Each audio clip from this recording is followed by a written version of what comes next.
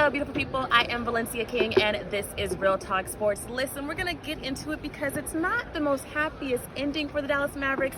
They did not win against the Boston Celtics. Final score 124-95. Head coach Jason Kidd says they are not making any excuses, although the Mavs are very much shorthanded without Maxey, along with Doe, and even Josh Green. So let's go ahead and check in with Jay Kidd.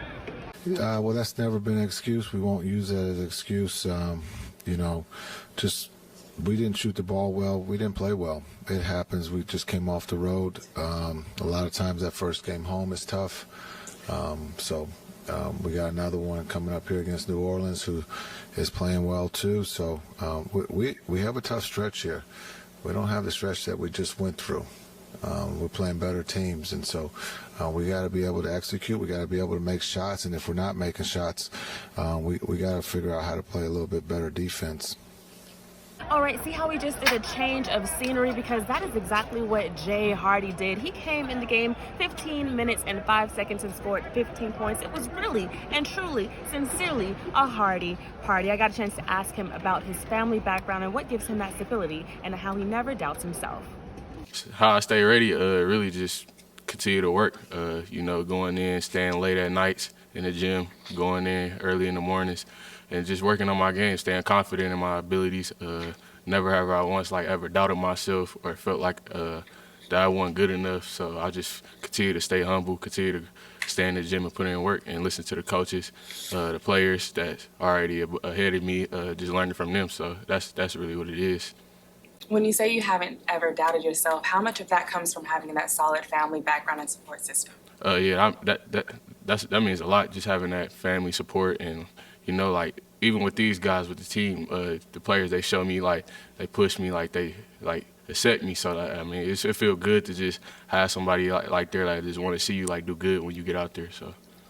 Okay, so we know that Jaden Hardy is new to the Dallas Mavericks and, of course, NBA overall. But here's one of the things. He is still able to give some advice. So I asked him what would he share with the younger players that are in high school and even early college about getting to the point where he's at today. I don't know if you feel like you're in a position to give advice as you're still evolving this season, but for those younger players like high school and early college that maybe want to get to where you're at one day, what would you tell them? I'd tell them to continue to keep working.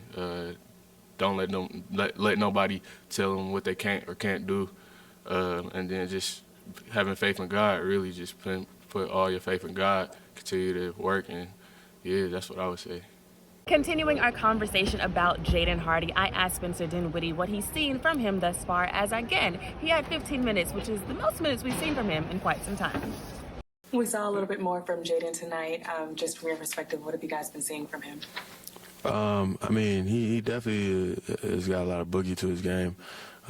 He's one of the guys that can really be dynamic in terms of offensively and getting the paint, something that we've seen in practice for sure. It was nice to see him get out there in that time and go for it. And obviously, as a vet, encouraging him to keep going and keep, pressing the issue and seeing how good and comfortable he could be. What's the boogie? Oh, being able to kind of play off the dribble. Everybody kind of has their strengths. Some people catch and shoot. Some people, are screeners or whatever. When you look at our roster, there's a couple guys that can really kind of get to it off the dribble. Like a Kimba and Jaden. I put in that kind of category. Up next for the Dallas Mavericks will be the New Orleans Pelicans, and that game is going to be this Saturday. So Mavs fans, if you're going to be in the building, be sure to be here, rowdy, loud, and proud. But here's the thing. Zion will not be playing as he just recently got injured. But as you'll hear from Spencer Dinwiddie, the Mavs cannot afford, you hear that shaking? They can't afford to be shaking the table and taking anything for granted. So let's check in with Dinwiddie. Just because they don't have Zion, they're still a good team. We aren't in a position to take anybody lightly, obviously.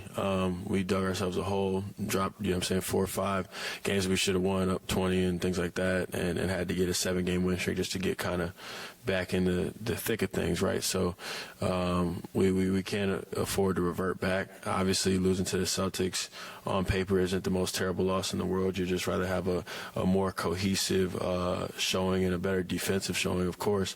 But, that kind of is what it is, and we move forward and try to start a new win streak. As always, this is Real Talk Sports. I'm Valencia King. Be sure to follow and like and subscribe and drop a comment down below. Down below. Will the Dallas Mavericks bounce back? Let Real Talk Sports know.